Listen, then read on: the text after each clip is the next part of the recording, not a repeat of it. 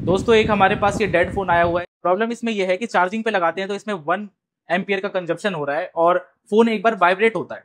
Step by step आज की इस वीडियो में मैं आपको डायग्नोस करके बताऊंगा कि इसमें क्या फॉल्ट हो सकता है। एक डेड फोन अगर आपकी दुकान पे आता है तो आप किस तरीके से स्टेप बाय स्टेप आप उसको रिपेयर कर सकते हैं। आज तक बने रहें, देखते हैं कि सेट हमारा रिपेयर हो पाता है या नहीं हो पाता। एकदम बोर्ड फ्रेश है, इसमें हमें देखना होगा कि इसमें क्या फॉल्ट है। सबसे पहले मैं आपको आई चार्जर से इसकी रीडिंग दिखा देता हूँ, बैटरी कनेक्टर वगैरह लगा के, और फिर उसके बाद मैं आपको इसकी रीडिंग दिखा देता हूँ। तो देख सकते हो दोस्तों, ये जो पहला पोर्ट है मैं इसमें केबल को लगाने जा रहा हूँ। देख सकते हो दोस्तों, इसको मैंने आई चार्जर पे कनेक्ट किया और यहाँ पे 0.1 का कंजप्शन ले रहा है और फोन एक बार हमारा वाइब्रेट भी हो रहा है।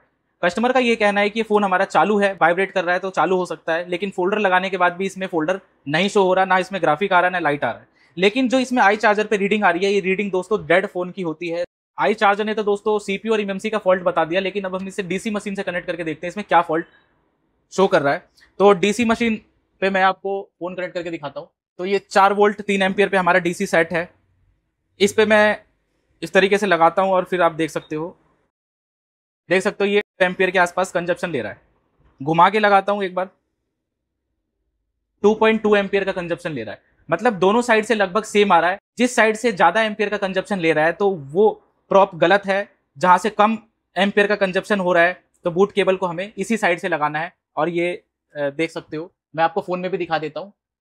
ये हमारा जैसे फोन है, तो बूट केबल से जब हम इसमें कनेक्ट कर रहे हैं तो अगर हम इसको ऐसे लगा रहे हैं तो ऐसे 2.2 एम्पियर का कंजप्शन ले रहा है, लेकिन जब ऐसे लगा रहे हैं तो 2 एम्पियर के आसपास कंजप्शन ले रहा है। इसका मतलब ये है कि जो ये बूट केबल है इसी तरीके से लगेगी इसमें।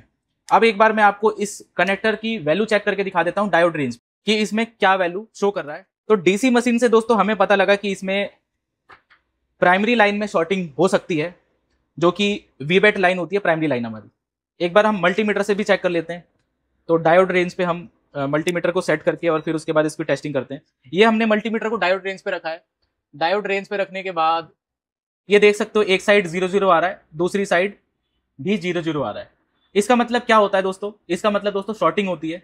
प्रॉप को अगर मैं घुमा के करता हूं, सेम कंडीशन, दोनों साइड 0 0 आ रहा है। देख सकते हो, दोबारा दिखा देता हूं, 0 0 आ रहा है। और जो इसमें बीच वाली जो लाइन है आईडी और टीएच की, इस पे वैल्यू मिल रही है अपने को। तो इससे हमें पता लगता है कि इसकी जो वीवेट लाइन है, वीवेट लाइन में लीकेज है। वीवेट लाइन की लीकेज को क्लियर करना होगा। इस काम को आप आसानी से कर सकते हो, शील्ड हटा करके अंदाजे पे आप काम कर सकते हो। कुछ फोन ऐसे होते हैं जिसमें वीवेट की लाइन नेटवर्क सेक्शन में भी जाती है, लेकिन कुछ फोन ऐसे होते हैं जिसमें जो वीबेट लाइन होती है वो चार्जिंग आईसी तक ही जाएगी, उसके आगे नहीं जाने वाली, उसके आगे वीपीएच जनरेट रहता है। तो ये वाला जो फोन है, इस फोन का जो वीपीएच है चार्जिंग आईसी में भी जा रहा है और नेटवर्क सेक्शन में भी जा रहा है। तो हम शील्ड को हटाएंगे और इसकी शील्ड को हटा के और फिर इस शॉर्टिंग को निकालने की कोशिश करेंगे हम। तो इसके हम कैमरे वगैरह निकाल लेते हैं। देख सकते हो दोस्तों, ये बोर्ड है हमारे पास, इसकी शील्ड को हम हीट करके निकालने वाले हैं। तो प्रोटेक्शन टेप का सहारा लेना पड़ेगा हमें। आसपास के जो प्लास्टिक कनेक्टर है उसको हमें ढकना होगा। तो ये जो प्लास्टिक कनेक्टर है इसको हम ढकने वाले हैं इस तरीके से। मैं आपको दिखा दूं, ये जो शील्ड है एकदम फ्रेश है, एक बार भी शील्ड नहीं उतरा हुआ। तो हम इसको निकालेंगे एसएमडी की मदद से और लास्ट तक बने रहें। आगे का सॉल्यूशन हम देखते हैं कि इसमें क्या मिलता है हमें। अक्सर जो वीवेट लाइन में शॉर्टिंग रहती है, जिन फोनों में नेटवर्क सेक्शन में अगर लाइन जाती है वीवेट की, तो हमें नेटवर्क सेक्शन से शॉर्टिंग मिलती है ज़्यादातर। क्योंकि जब फोन वाटर डैमेज रहता है तो सिम ट्रे की साइड से पानी जाने का चांसेस रहता है और सिम ट्रे अक्सर नेटवर्क सेक्शन के पास ही लगा हुआ मिलता है। तो इसको हम टेप थोड़ा सा हटा लेते हैं। अगर आपको शील्ड निकालने में भी अगर दिक्कत होती है तो मैं आपको इसमें आपको शील्ड निकालना भी बता रहा हूँ, सावधानी से किस तरीके से हमें शील्ड निकालना होता है। तो सबसे पहले हमें यहाँ पे फ्लक्स पेस्ट लगाना होगा साइडों में, ताकि शील्ड आसानी से निकल जाए। हीटिंग रखना है हमें 350 के आसपास और एयर हम कम रखेंगे। और इस पे पहले चारों साइड हीट देना है, शील्ड को गर्म करना है अपने को। ये जो काला जो पेस्ट है इसको हम निकाल लेते हैं, ब्लैक पेस्ट जो है इसको हम निकाल लेते हैं ताकि आसानी से फ्लक्स पेस्ट जा सके इसके अंदर। पहले तो शील्ड को गर्म करना है। गर्म करने के बाद हमें इसमें हल्का सा टीजर ऐड करना है और थोड़ा सा ऐसे उठा के रखना है, इसको ऊपर की साइड होल्ड करके रखना है और ये थोड़ी देर में ही शील्ड निकल जाएगा। मेल्ट होने लग गया है। ये खुलने लग जाए तो फिर हमें थोड़ा सा पीछे पीछे एसएमडी की हीट लाना है, और बहुत तेज़ी से एसएमडी अब हमें चलाने की ज़रूरत होगी। देख सकते हो ये ऊपर उठ रहा है, आवाज़ आ रही है इसमें से, कट कट की आवाज़ आ रही है। तो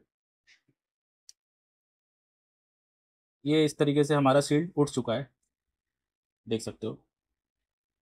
ज़्यादा प्रेशर नहीं देना, यहाँ पे हल्का सा देंगे हम, और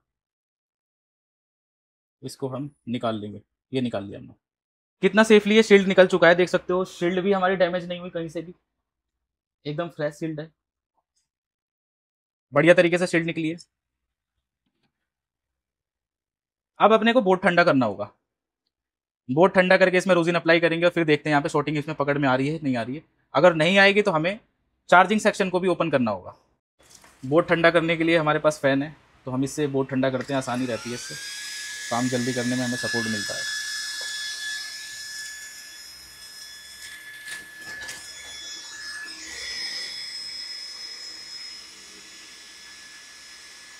जिन भाइयों को लगता है कि ये शील्ड निकालने से कंपोनेंट हिल जाते हैं, तो मैं आपको बता दूं, कंपोनेंट जब ही हिलेंगे जब आप शील्ड निकालते टाइम पे अगर कोने की शील्ड अगर हिल गई, जैसे कि 3 साइड से शील्ड उठ चुका है और चौथी साइड से आप शील्ड को हटा रहे हो, तो उस कंडीशन में अगर आपने झटके से उठा दिया शील्ड को, तो ज़रूर कंपोनेंट हिल सकते हैं।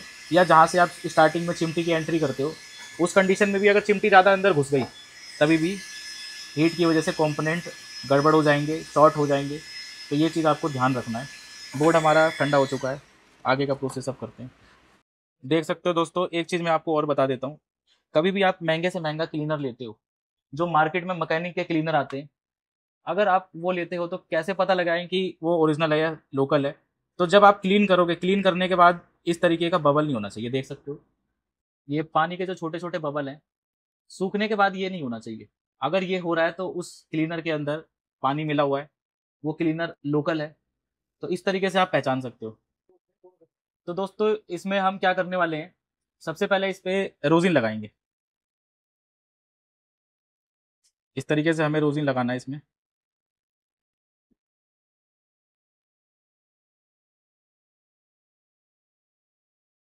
जिनको रोजिन अप्लाई करने नहीं आता, तो मैं आपको एक टिप्स बता रहा हूँ। रोजिन लगाने का जो तरीका होता है, आयरन में आपको रोजिन को डिप करना है, और एक पेपर जितना बराबर बोर्ड और आयरन का गैप रखना है। जिससे क्या होता है कि इसका जो नीचे से धुआं जो निकलता है वही रोजिन आपका बोर्ड में अप्लाई होगा, ऊपर वाला धुआं नहीं लगने वाला। आप कितना भी ट्राई कर लो, ऊपर का धुआं नहीं लगने वाला। और जो रोजिन के लिए जो पेन आता है, अगर आप वो लेने की सोच रहे हैं तो पेन बिल्कुल मत लेना, क्योंकि उसमें रोजिन भी ज़्यादा वेस्ट होता है और लगता भी जल्दी नहीं है। तो काफ़ी दिक्कत होता है उसमें लगाने में। आयरन ही काफ़ी कंफर्टेबल रहता है और जल्दी भी यूज़ हो जाता है इसमें। तो जितनी देर में मैं आपको समझा रहा हूँ उतनी देर में देखो मैंने रोजिन भी अप्लाई कर लिया इसमें आसानी से। और अगर आप वो पेन वाला यूज़ करते हो तो इतनी देर में वो पेन वाला यूज़ नहीं हो पाता। तो ये हमने बोर्ड पे रोजिन लगा लिया।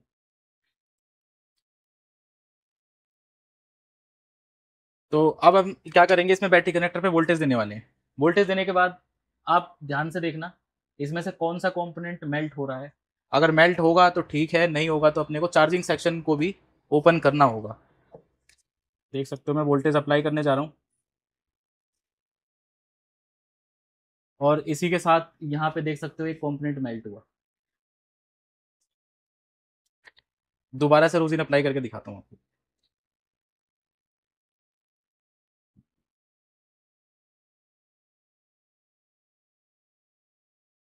देख सकते हो 4G जो पीएफओ है, 4G पीएफओ के पास एक कंपोनेंट है जो कि मेल्ट हो रहा है। देखो मैं दोबारा वोल्टेज अप्लाई कर रहा हूँ और आप यहाँ पे देखना ध्यान से, ये वाला जो कंपोनेंट है ये मेल्ट हो रहा है। तो मैं यहाँ पे वोल्टेज अप्लाई करता हूँ, बैटरी कनेक्टर पे मैं वोल्टेज अप्लाई कर रहा हूँ, और आप देख सकते हो यहाँ से ये कंपोनेंट मेल्ट हो चुका है। मैनुअली अब मैं इसको चेक करता हूँ इस कंपोनेंट की क्या कंडीशन है। तो मल्टीमीटर को हमें बीप रेंज पे रखना है, और आप बीप की साउंड सुन सकते हो। बीप आएगा तो कैपेसिटर अपना शॉर्ट मिलेगा। तो दोनों साइड देख सकते हो इसमें बीप आ रहा है। तो इसमें कंफर्म पता नहीं लग रहा कि इसमें से कौन सा वाला है, दो में से कौन सा वाला है। हम क्या करने वाले हैं, इसमें क्लीन करते हैं थोड़ा सा, और क्लीन करने के बाद ये जो कंपोनेंट दिख रहा है, इस कंपोनेंट को हम उखाड़ देते हैं। उखाड़ने के बाद देखते हैं क्या कंडीशन है इसकी। देख सकते हो ये कंपोनेंट हमने यहाँ से उखाड़ दिया, ये वाला कंपोनेंट हमने यहाँ से इस तरीके से उखाड़ दिया। तो उखाड़ने के बाद दोस्तों हम बीप चेक करते हैं। यहाँ पे देख सकते हो ये तो ग्राउंड हो गया और यहाँ की बीप हट चुकी है, इसका मतलब वैल्यू यहाँ पे आ जाएगा। तो मैं आपको ऊपर मल्टीमीटर में दिखाता हूँ। डायोड रेंज पे हमें मल्टीमीटर को सेट करना है। ये जो मल्टीमीटर है एडवांस मल्टीमीटर है, इसमें डायोड के लिए हमें डायोड रेंज सेट करना होता है। अगर कोई वैल्यू चेक करनी है तो उसके लिए डायोड रेंज करना होता है। अगर बीप चेक करना है तो बीप के लिए हमें बीप रेंज को प्रेस करना होता है, यहाँ पे बीप पे सेट करना होता है। अगर दोस्तों आप डायोड रेंज पे बीप चेक करना चाहते हो तो 00 की अगर वैल्यू आती है तो वो बीप होता है। तो अब देखते हैं हम डायोड रेंज पे वन साइड देखो 00 आ रहा है जो कि ये ग्राउंड है, और दूसरी साइड देख सकते हो यहाँ पे वैल्यू आ चुकी है। पिवेट में शॉर्टिंग आ रहा था, अब इसमें वैल्यू आ चुकी है। पहले 00 आ रहा था, अब इसमें वैल्यू आ चुकी है, मतलब ये पॉजिटिव है। अब हम प्रॉप को घुमा के करते हैं। तो प्रॉप को घुमाने के बाद 1000 से ऊपर की वैल्यू आनी चाहिए, तो इसका मतलब अपना वीबेट लाइन क्लियर है। शॉर्टिंग हमारी कंप्लीटली निकल चुकी है, और शॉर्टिंग निकली है दोस्तों नेटवर्क सेक्शन से।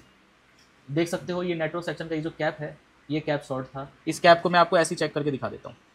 देख सकते हो ये बीप कर रहा है, तो ये फुल शॉर्ट है कैपेसिटर। तो इस तरीके से दोस्तों आप आसानी से शॉर्टिंग निकाल सकते हो। अब हम क्या करने वाले हैं, इस फ़ोन को चालू करके देखेंगे इसमें क्या रीडिंग आती है। कस्टमर का कहना था फोल्डर लगाने के बाद भी कुछ नहीं हुआ, तो अब मैं क्या करता हूँ, इसको चालू करके देखता हूँ। तो दोस्तों आपके सामने मैं इसको असेंबल करने वाला हूँ। अब हम बोर्ड को इसमें लगाते हैं। बोर्ड को लगाने के बाद चेक करते हैं फाइनल इसमें क्या कंडीशन है। तो ये हमने फोल्डर का कनेक्टर लगा लिया, चार्जिंग का कनेक्टर हमने लगा लिया, वॉल्यूम बटन और बैटरी कनेक्टर हमने कंप्लीटली लगा लिया। अब इसको हम चालू करने वाले हैं, तो देखते हैं क्या कंडीशन है। वैसे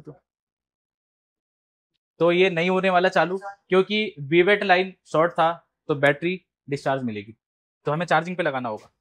तो अब देख सकते हो दोस्तों मैं इसको चार्जिंग पे लगाने वाला हूँ, और चार्जिंग एम्पियर दोस्तों इसने 1.1 एम्पियर ले लिया। इसी के साथ फ़ोन हमारा कंप्लीटली चालू हो चुका है। और मैं आपको एम्पियर दिखा दूं, आई चार्जर की जो एम्पियर है वो देख सकते हो 1.1 ले चुका है कंप्लीटली। गुड चार्जिंग में हमारा फ़ोन आ चुका है। पहले 0.1 ले रहा था, अब जो एम्पियर ले रहा है ये ओके फ़ोन का एम्पियर है, जो कि 1.1 का एम्पियर ले रहा है। अब एक बार हम इसको पूरा चालू करते हैं। वैसे तो ये जल्दी होगा नहीं, क्योंकि पूरा डिस्चार्ज होगा, तो जल्दी ये होगा नहीं। हाँ, पूरी डिस्चार्ज यहाँ पे सिंबल बना हुआ आ रहा है, तो मैं थोड़ा सा वेट कर लेता हूँ, फिर इसको कंप्लीटली चालू करके देखते हैं कंप्लीट चालू हो पाता है नहीं हो पाता। चालू हो जाएगा तो अच्छी बात है, नहीं चालू होता तो आगे प्रोसेस हम करते हैं इसको। क्योंकि एक डेड फोन का यही मतलब होता है कि जब हमारा फोन कंप्लीट चालू हो जाता है तभी हम मानते हैं कि वो फोन सही हुआ है, क्योंकि डेड फोन में हमें पता नहीं होता कि फॉल्ट कहाँ से आता है। कभी कभी ऐसा होता है दोस्तों कि डेड फोन का ऐसा फॉल्ट रहता है कि एक सेक्शन को हमने रिपेयर किया तो वहां तक का सेक्शन हमारा कंप्लीट होके मिल जाता है, लेकिन जब नेक्स्ट सेक्शन पे हम आगे बढ़ते हैं, फोन जब हमारा चालू नहीं होता, स्टेप बाय स्टेप जब हम सीक्वेंस पे आगे बढ़ते हैं, तो फिर उसमें हमें फॉल्ट नजर आता है, फिर उसको रिपेयर करते हैं, तब जाके हमारा काम होता है। तो कभी कभी ऐसा भी हो जाता है कि 2-3 स्टेप करने के बाद हमारा फोन चालू होता है। तो थोड़ा सा इसको हमें वेट करना होगा। ऊपर स्क्रीन पे मैं आपको दिखा दूं, यहाँ पे लोगो आ रहा है, देख सकते हो यहाँ पे लोगो शो हो रहा है, मतलब ये बैटरी बहुत ज़्यादा डिस्चार्ज है। जैसा कि वीवेट लाइन शॉर्ट है तो बहुत ज़्यादा डिस्चार्ज मिलेगी। एक काम करते हैं, हम इसको डीसी मशीन से ऑन करते हैं। तो मैं इसको निकाल दिया मैंने, और एक बार डीसी मशीन से चालू करता हूँ इसको। पहले जो डीसी में जो आ रहा था एम्पियर, वो कनेक्टर लगाने के बाद इसमें कुछ एम्पियर शो कर रहा था, लेकिन अब ऐसा नहीं होगा। बूट केबल हमने लगा लिया, फ़ोन को मैं चालू करता हूँ,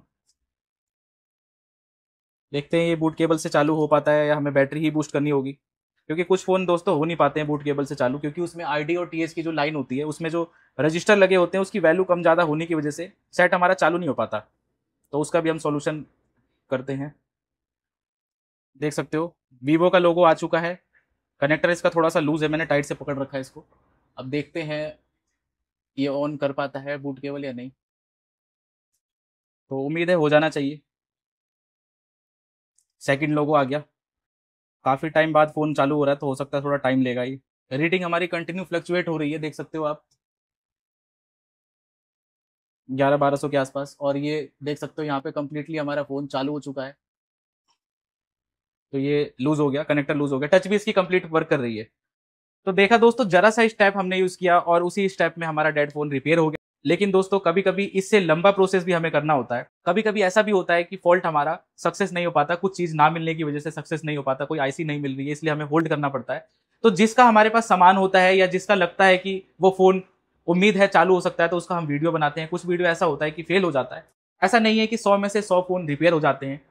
100 में से 100 फोन कोई नहीं रिपेयर कर सकता। रीजन ये है कि जैसे जैसे मोबाइल के ब्रांड चेंज होते रहते हैं, जैसे जैसे कंपनियां बढ़ती रहती हैं, उस कंडीशन में क्या होता है कि कंपनियां और ज्यादा सस्ते फोन प्रोवाइड करने लग जाती है। अब वो सस्ते फोन जब प्रोवाइड करती है तो उसमें जो क्वालिटी होती है बोर्ड की, हल्की से हल्की क्वालिटी वो प्रोवाइड करते हैं, जिससे उस बोर्ड पे अगर आप काम करते हो, कोई सी भी एसएमडी से अगर काम करते हो, तो उसमें क्या होता है कि मैन्युफैक्चरिंग डिफेक्ट के कारण बोर्ड कभी कभी फूल जाता है, या कभी कभी ऐसा होता है कि उन फोनों में आईसियां जो चाहिए वो आईसी ना मिल पाने के कारण वो फोन चालू नहीं हो पाता। इस तरीके से रीजन हो सकते हैं। या जब हम बोर्ड को स्वाइप करते हैं सेम मॉडल का बोर्ड लेकर के और उसमें सीपीयू और इमएमसी को निकाल के एज इट इज वैसे ही लगाते हैं, उस कंडीशन में भी कुछ इमएमसी ऐसी कंपनी की होती है जैसे कि माइक्रोन, एसके हाइनिक्स वगैरह, जो सक्सेस नहीं हो पाती, ज्यादा हीटिंग नहीं झेल पाती, जिसकी वजह से वो डेड हो जाता है।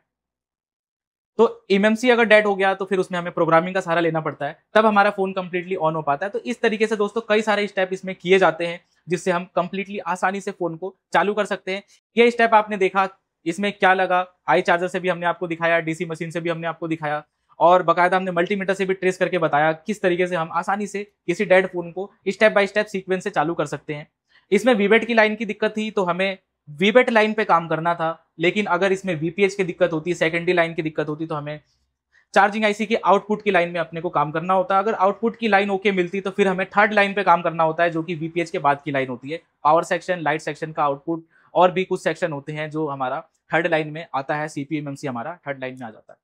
इस तरीके से दोस्तों आप स्टेप बाय स्टेप किसी भी फॉल्ट को डायग्नोस करके उस पर काम करके आप आसानी से रिपेयर कर सकते हो। जब तक आप खुद से नहीं ट्राई करोगे तब तक आपसे काम नहीं होने वाला। दूसरे की वीडियो आपने देख लिया, उसने फोन चालू कर दिया, आप सोचोगे कि हमसे क्यों नहीं चालू हो पा रहा, तो आपसे फोन तभी चालू हो पाएगा जब आप इस टेक्निक को समझते हो, उसका जो स्टार्टिंग प्रोसेस है आप उसको समझते हो। स्टार्टिंग प्रोसेस को समझने के बाद आप स्टेप बाय स्टेप बढ़ते हो। डायरेक्ट ऊपर जीने पे नहीं चढ़ना, स्टार्टिंग से अपने को सीक्वेंस शुरू करना है और फिर वहां से अपने को फॉल्ट को फाइंड करना, आसानी से वो प्रॉब्लम मिल जाने वाली है। वीडियो कैसा लगा आप कमेंट में जरूर बताएं दोस्तों। इसी तरह की नॉलेजेबल वीडियो हम लाते रहते हैं। और दोस्तों एलईडी टीवी और स्मार्टफोन का एडवांस कोर्स करने के लिए स्क्रीन पे दिए हुए नंबर पे आप कॉन्टैक्ट करके इन्फॉर्मेशन ले सकते हैं। हमारी ब्रांच दिल्ली में है। मिलते हैं दोस्तों किसी नेक्स्ट वीडियो के साथ, तब तक के लिए बाय बाय दोस्तों।